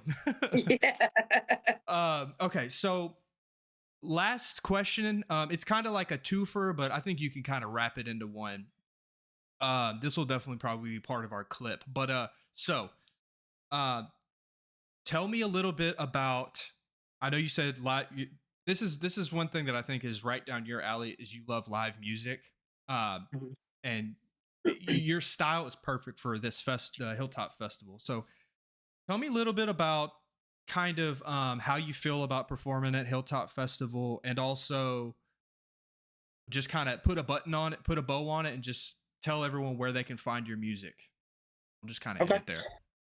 I mean, I'm most excited to do this Hilltop Festival, especially because it's another beginning. DJs setting up this Hilltop Festival and trying to make it something bigger than what it's going to be the first year, and that's how things start. That's how things turn into more and more things, and I think it's great that he's able to just reach out to however many artists it is. I think it's 8 or 9 artists, and just get, hey guys, we're gonna do this festival for the day. I want you guys to play, and we're all just with it, and it's nice to see that, because that kind of camaraderie or coming together just didn't happen much in LA, and being able to do that out here in Nashville I've seen it way more often. I'm excited to just play in front of some people that I don't know, and hopefully bring a different taste to the festival that might not be there. I know everybody's got a different genre, and I'm just another one, and I'm just happy to be there and perform. And everybody can find me as RHD on Spotify and everywhere else except for Apple Music. Apple Music, I'm RHD, the Redheaded Devil. I'm just trying to keep things around. RHD was more simple to find, so I changed it. It lost me all my but I was like, whatever, I need something simple. Okay. Well, Cam, we'll be in touch, man. Throughout this journey, kind of leading up, we're just trying to get some content, and this is we're just trying to introduce the world to all the artists and all of our Yeah. following and our audiences, so we can mingle and like you said, bro, make this. This is how Bonnaroo or something like that comes to mind, but like this is how, you know what I mean? All of this started like this, like, hey, you know a guy who plays guitar? Cool. Oh, you know a guy who sings? Maybe we could like try and have them all perform in one night. So this is gonna be interesting, man, and I appreciate your time, bro. I'll let you go. I'm gonna press record. Okay. I'm gonna press record right now. So go ahead, man. Just introduce yourself. When did you start making music? All that kind of jazz. What kind of music you make, and just kind of open the floor. We'll just keep it open ended, and you just chat. So go ahead, man. Okay, for sure. What's up, y'all? It's your boy, David Benton. You guys can also call me DB Jr., man. I'm 26 years old, and I've been making music since 2018. I really found myself in, like, really getting serious with it when I was about 20 years old, because my pops, he was actually incarcerated for 13 years. So he started a record label called Beyond the Fence, and he officially signed me onto it in 2020. So he seen my potential, and I got more serious with it in 2020, and we pretty much locked in after that. And, I found a passion with it more and more as I really got into it, because at first I was doing it as a hobby, but now I found it as a passion, you know what I'm saying? So of course, like, if you guys want to find me, you can find me on social media on DB Jr. You can find me even on my YouTube channel, Solar Volar. I post my music videos on there as well. You guys can also you can find me on even X, you know what I'm saying, as Solar Volar on top of that. You know what I'm saying? So for those of you that don't know, like, what I do in my music, I like to inspire people. I like to inspire, encourage, and motivate. Like, people that go through certain struggles that I've been through growing up without a father. Of course, my father being incarcerated. My mom was a single mother of 3 kids, you know what I'm saying? So basically, I just want to tell my story to people on how I grew up and how I was raised, having to, only be on the phone through the telephone for only 15 minutes, you know what I'm saying? Barely even that a day, you know what I'm saying? So yeah, that's pretty much my story right there. And of course, Hilltop Festival, I'm extremely excited to be able to, be a part of this event as well. So many phenomenal artists we get to meet. This event's gonna be off the chain. Yeah, dude. That's let me just say real quick. I know I can relate to you exactly, as far as my father was also locked up my whole life too, so I also understand the talking on the phone for increments of time. Not him. I totally understand that, and I think that's that's a very it's awesome to make music that is telling your story, and that's how the best music always comes. It's funny because me and DJ always talk about that, is authenticity in your music. So that's very, very awesome, and to hear that. Yeah.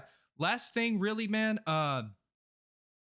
Tell me a little bit more about performing live, I guess, and also kind of, tell me a little bit more about how you're feeling about the Hilltop Fest thing, because right now, here's how I'll put it like this. Right now, it kind of feels like we're all kind of spreading around, kind of circling the same kind of plan, but we don't know each other. You know what I mean? So I think it's really cool to see a bunch of people come together on this type of stuff. So yeah, tell me about live music and kind of a little bit more about how you feel about the festival being like local independent artists.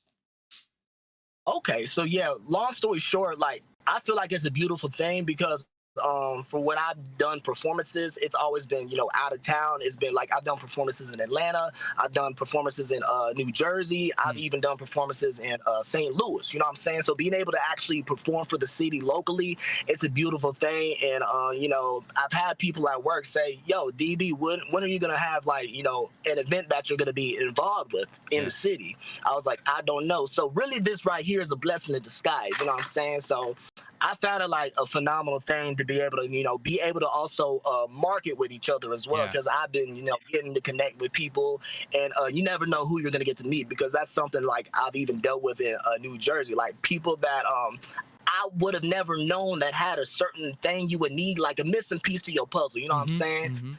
That's just one thing you need to complete it. So being able to, be in this certain environment right here, it will do wonders. I mean, yeah, man, I couldn't have put it any other. I couldn't put it any other, any more better than that, because it's just this is something specifically DJ himself. He's really wanted to. He's talked about this forever, and I just think it's really awesome to see people kind of, comment. No one has been, you know, bigger than the program or arrogant. Like, we're all working together, all of our families and friends we're all going to come together and see each other, and like you said, network. Hey, you might know a producer that could help out a person who's looking for something, or help someone find studio time somewhere. That's what this. Yes. It's not you. One person can't do it all. You know what I mean? Like, exactly. Everybody who's ever been successful in music, they needed people around them.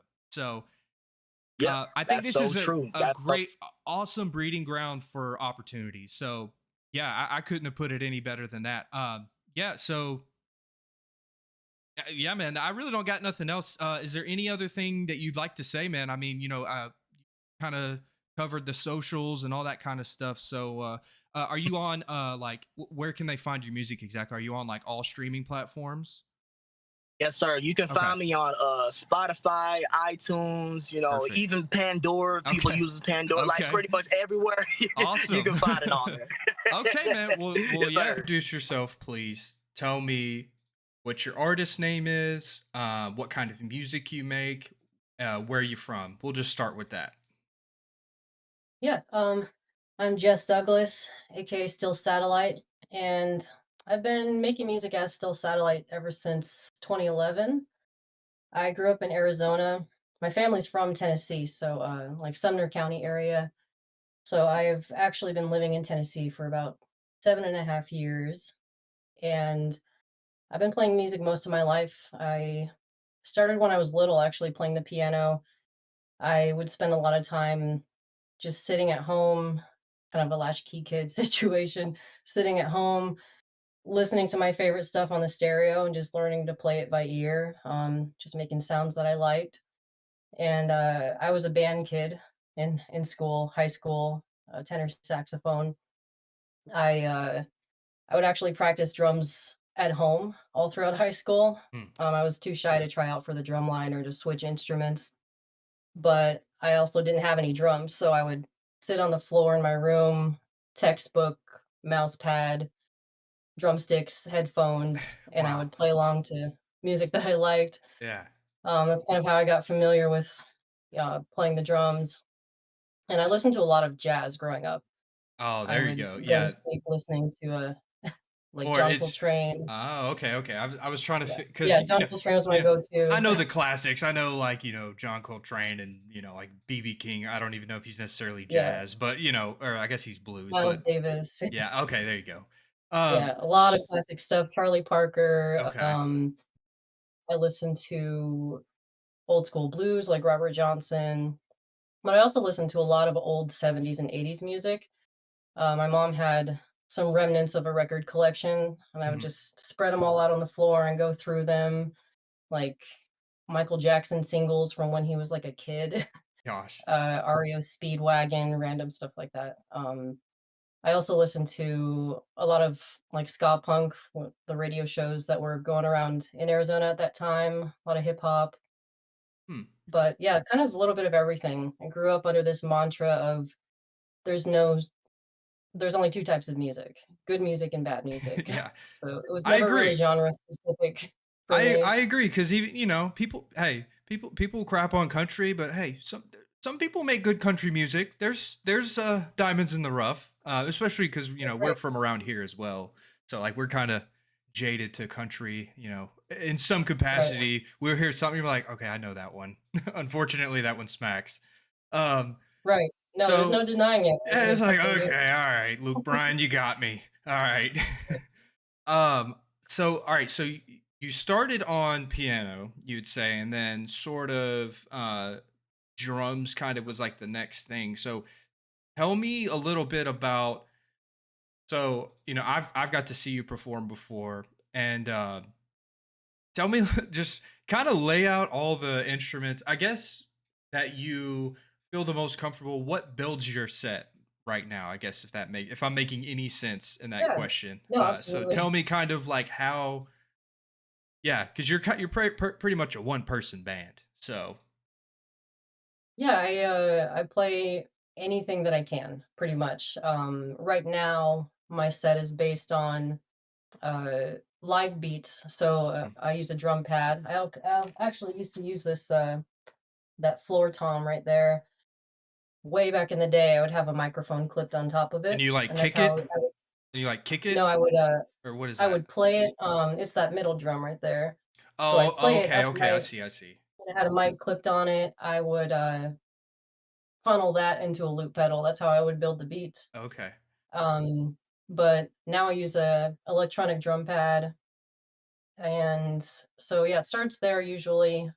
Live beats, and then use a micro chord keyboard, lay down some bass lines, textures. It's really just kind of a playground for me.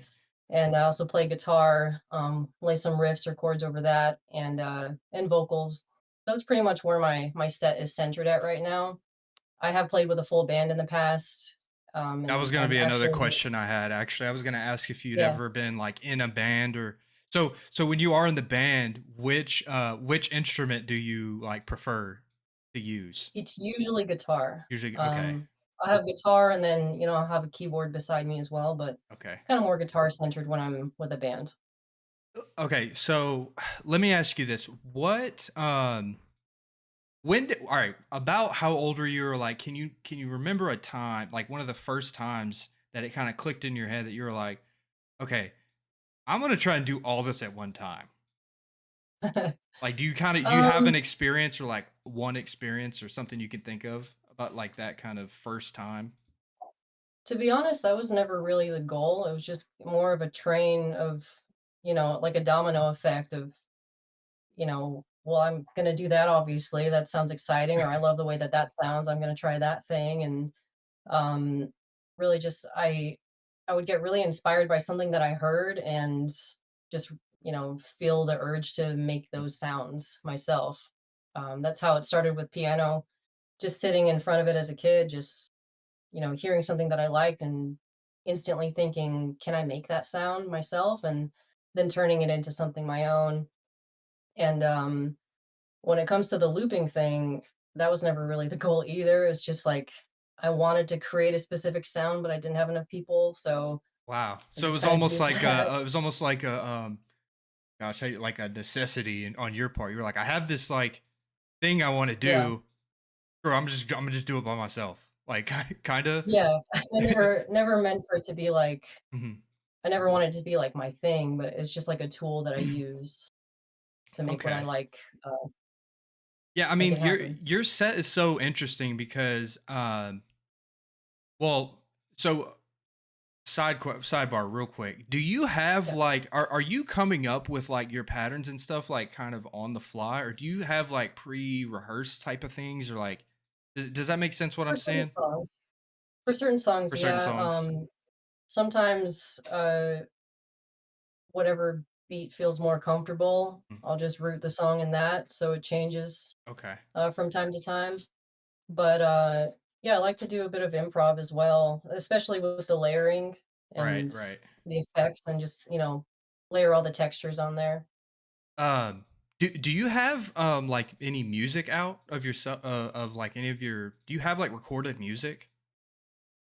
I have a couple of demos. Actually had a bunch of stuff Mhm. on SoundCloud, Okay, but I recently started kind of fully producing some real stuff, so I okay. took most of that down in preparation for what I'm going to put out. Okay, I have one okay. song, it's called July.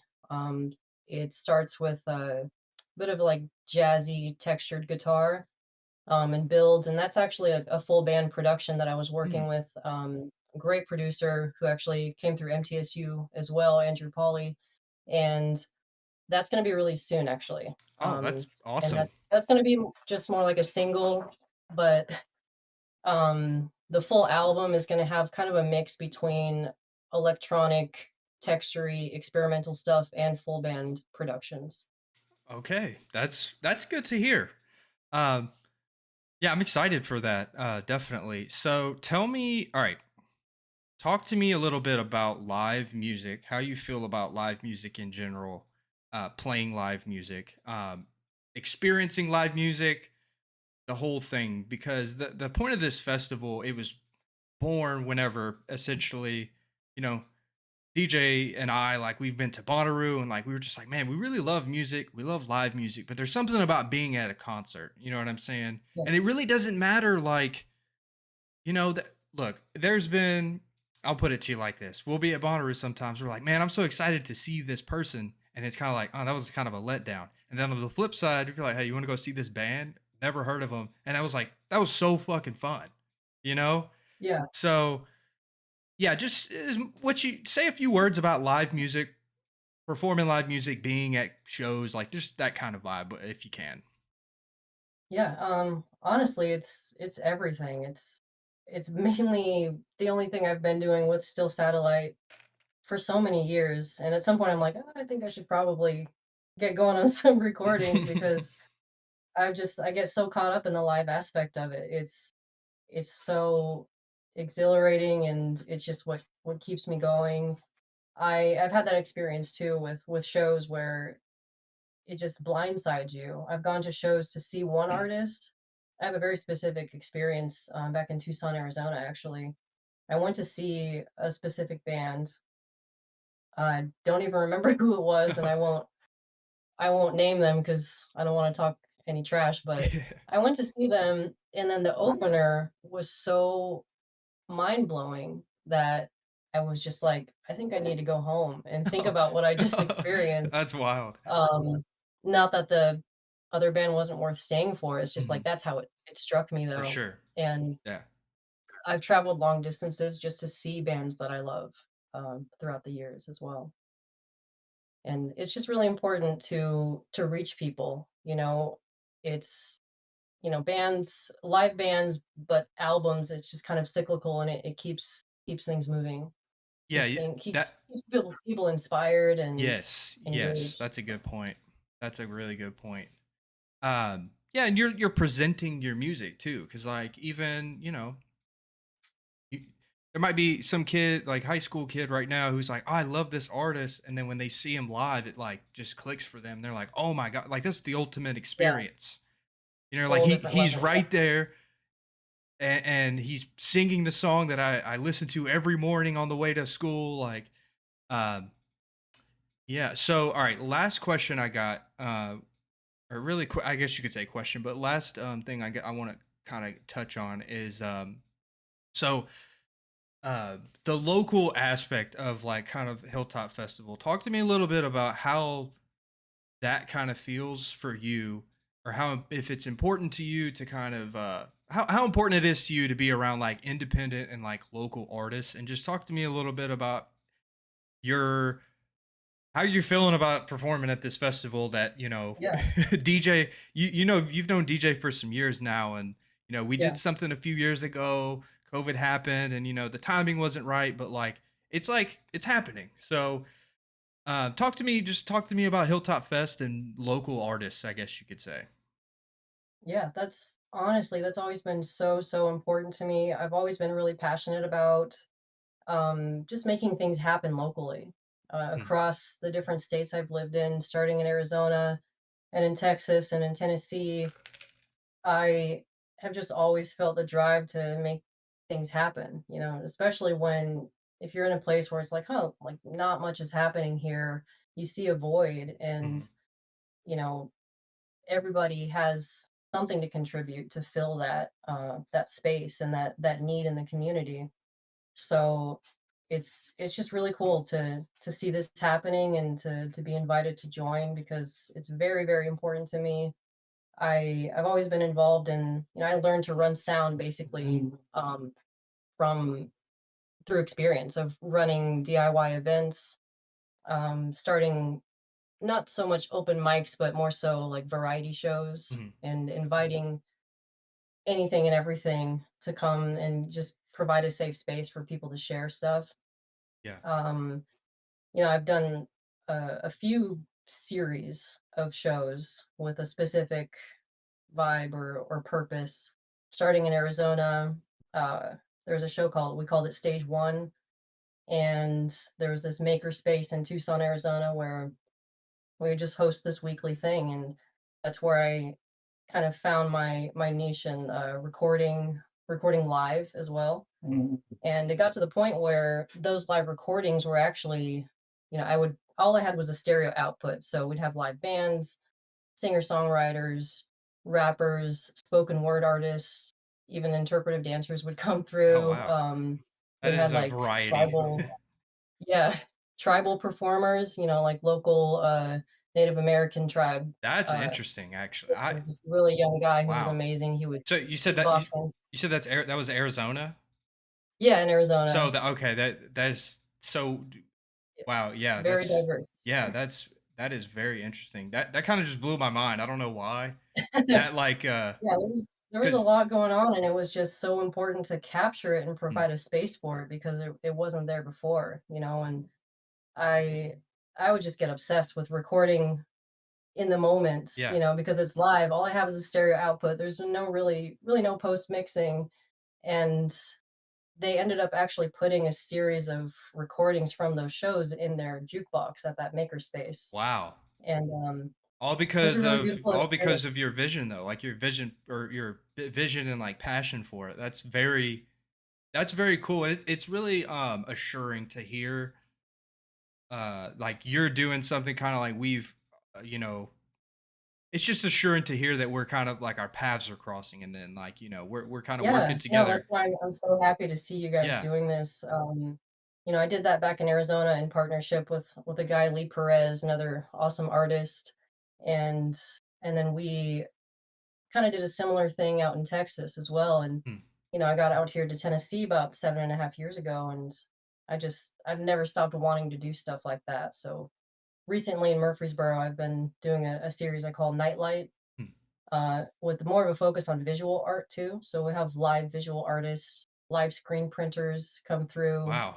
Uh, really awesome group called Murfreesboro Screen Printers Guild, Okay. and or MSG, and we have live artists. And I really wanted to make sure other people can be engaged too. So I put out a lot of ambient lights and cover the tables with paper and brought, art supplies, Mm. markers, pens, Hmm. paints. So people could come and participate in that environment and create stuff as well while listening to live music and DJing. Yeah, people need So people specifically Murfreesboro like there's so many people here and there's really nothing to do like that's not like go to a restaurant that just opened up. You know what I'm saying? There's just not a yeah, lot of things like great. activities like today this evening. I don't really get on Facebook like that, but I randomly saw that there was like a today literally tonight there was a food truck thing at this church and I was like, okay, I'm gonna take my fiance and my baby there. I was like, let's just step out real quick, but like there's nothing really to do here besides go sit Yeah, down and at a restaurant.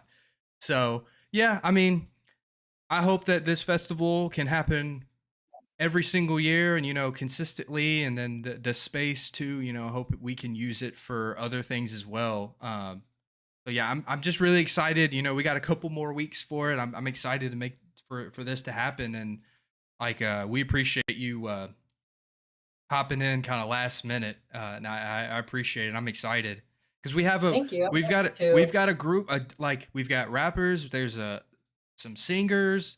My friend Seth, he's going to be doing like acoustic country, but when he does like R&B too. And then there's a guy, RHD.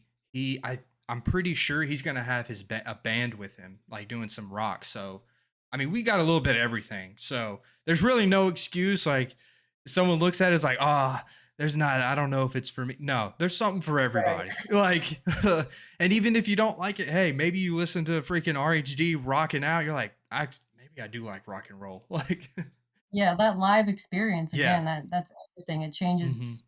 changes your whole perspective, and you never know how something's gonna strike you, and Yeah. it's really exciting. I also have to say that I just really love and appreciate what DJ's doing, what you're doing. Like I said, I've put a lot into just trying to make things happen over the years.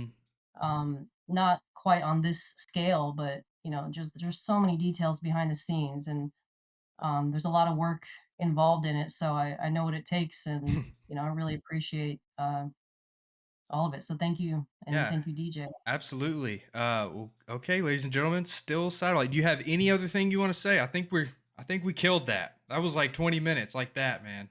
Yeah, wow, that blew by. I s- I gotta say, make sure you come out. Don't decide ahead of time that it's not for you, because I bet it will be. all right, man. So just introduce yourself, where you're from, kind of just give me like a little bit of a background on who you are, when you started to do music, and what kind of music you make. Pre- Yeah. Um, Pretend this is the I go by first time anybody's ever, met you, basically. yeah. My name is Barkley. I kind of always was involved in music, but started making music 2018. Released my first album in 2020. And so kind of leading up to that, I released some singles and things like that. So really 2019, 2020 is when I first started really grinding and making music and focusing on it. Yeah, first released my first album, Lonely Boy, 2020. It's mainly R&B stuff. Kind of grew up listening to country and then like 2015 through 2020 SoundCloud era, and then also just like the best rap era when it comes to Young Thug, Hmm. Views, and everything like that. Hendrix. That was probably a lot of stuff that like inspired me to start making music.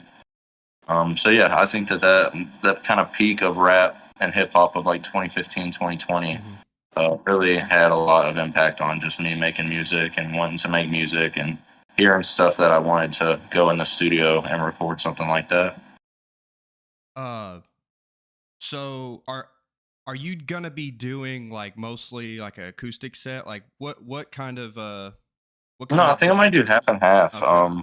But then it's been a while since I've actually done my music, so Hmm. I kind of want to do some of my music just with the actual, production and everything in the background. But then I might do some acoustic stuff too, just because that's what I've been doing more so lately. Yeah. But yeah, all the first stuff I kind of started making, I pretty much produced all myself, beats, and then recorded, did pretty much 100% everything myself. And then kind of throughout the years have found a couple guys that I really like working with that send me that produce for me and send me beats and stuff. So I work a lot with them. I worked with a handful of other guys, but most of the stuff I do is pretty much all me. Um, and yeah, just probably. I mean, I probably have 70 songs out. Yeah, a Yeah, ton. Yeah, I'll just say this. My for the people out there, Seth has been one of like the most consistent people. Like that's why I admire like all it helps that your music is really good. You know what I mean? But so I admire the hustle, like cuz I myself too like look, hey, the numbers and views and shit might not be there right where I want them to be, but I feel good doing yeah, this. I feel good. I'm like, "Hey, this is a hobby for me." And that's another thing too. If you are worshiping the numbers and shit, you're not doing it for the right reason. You know what I mean? yeah, Like, you know, because think about it, like, just real quick, like people who like are quote unquote industry plants or whatever, they pop and then they kind of fade out because they're not doing it for like the love of the game. You know what I mean? yeah, for So sure.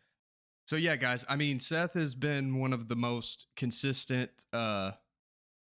artists that have put out a lot of music that around here that I know personally, because I mean it's not shade, but I know people get discouraged when they see, oh, I put a lot of time and effort into something and it didn't, get received as much as I wanted it to be. And I Yeah, think I think people get discouraged locally, and also this is another thing too. It could just be Murfreesboro, and it is what it is. It's our community, but it doesn't. There's not like a big community for yeah, artists. you know? Absolutely.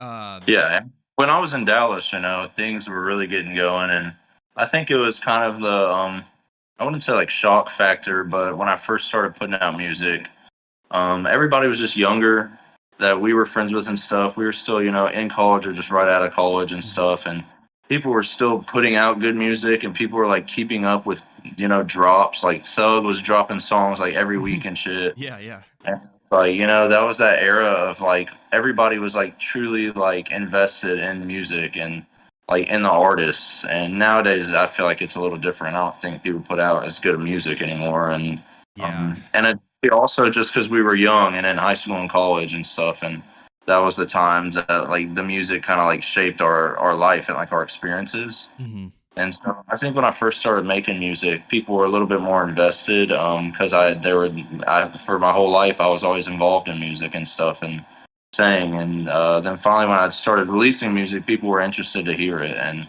Yeah. I think it was a real quality to it. And I can't think of the word, but it was just like it was me, and it was personal music that I was putting out. Yeah. Um, Authentic, what's maybe.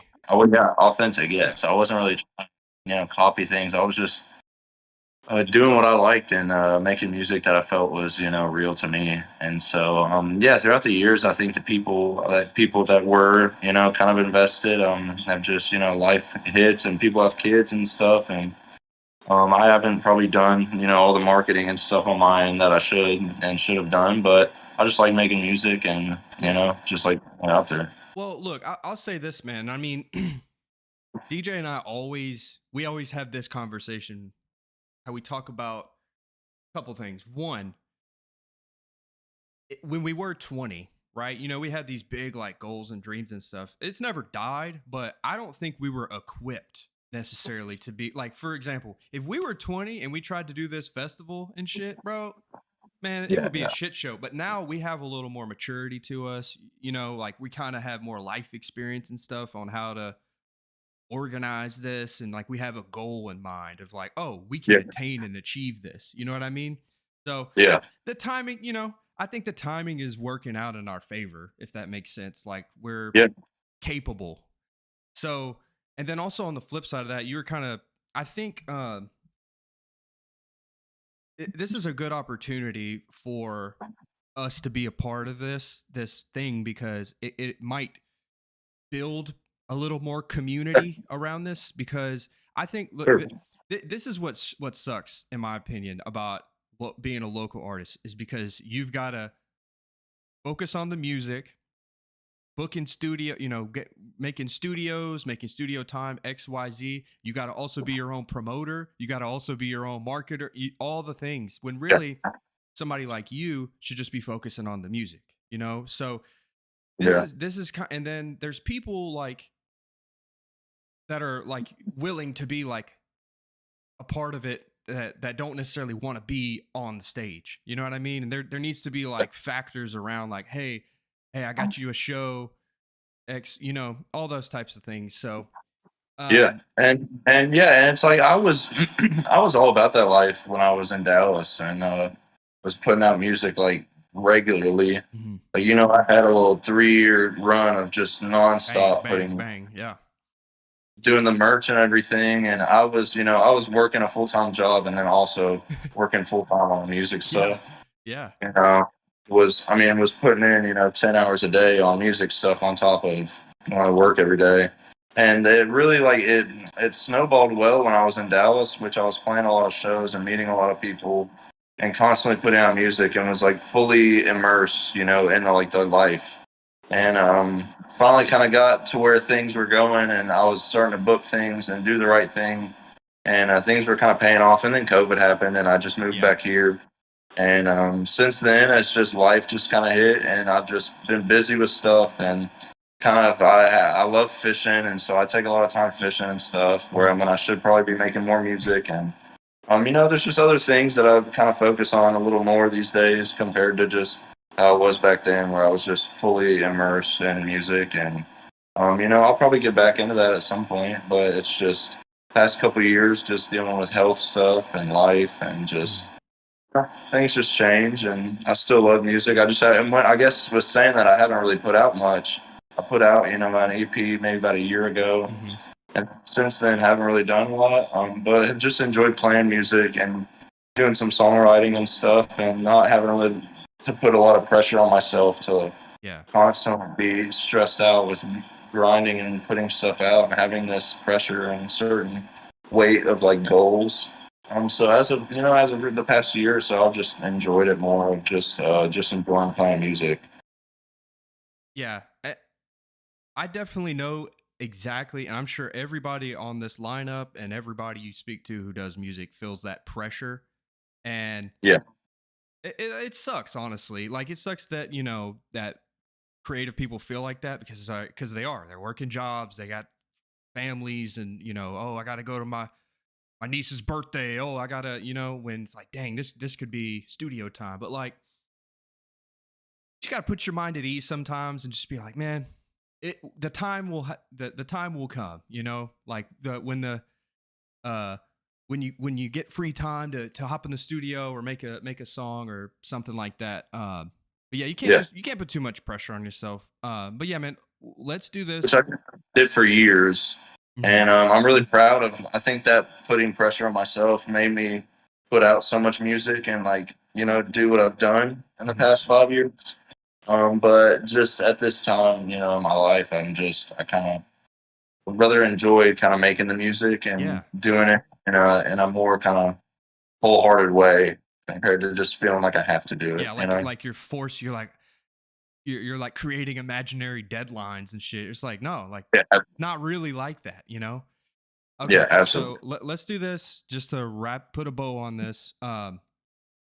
It kind of falls right in hand with what we were talking about. But talk to me a little bit about how you feel about performing, for one, live music, Yeah, and then also because it's a key factor.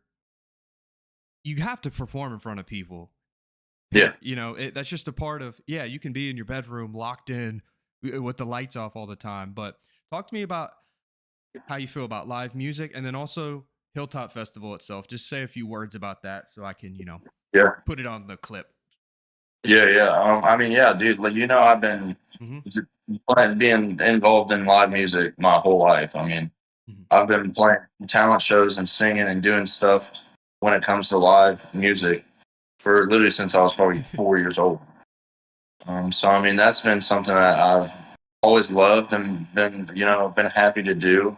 I guess for some people it might be a little different, and they might like different certain aspects of the music compared to actually playing live. But I love singing and love. I'm proud of all the music I put out, and I truly love. I listen to my own music a lot, and like I love playing it in front of people and getting it out there and meeting new people.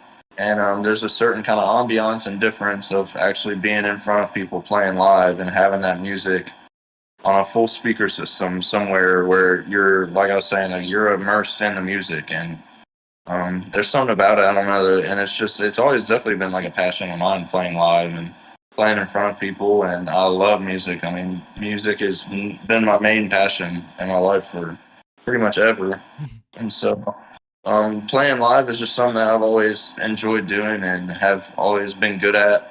And I think it just brings the music to people in a whole different way compared to sitting listening to a song in your car and actually meeting an artist and Yeah. seeing them up front live and seeing kind of the raw passion that goes into actually playing live compared to just listening to a song.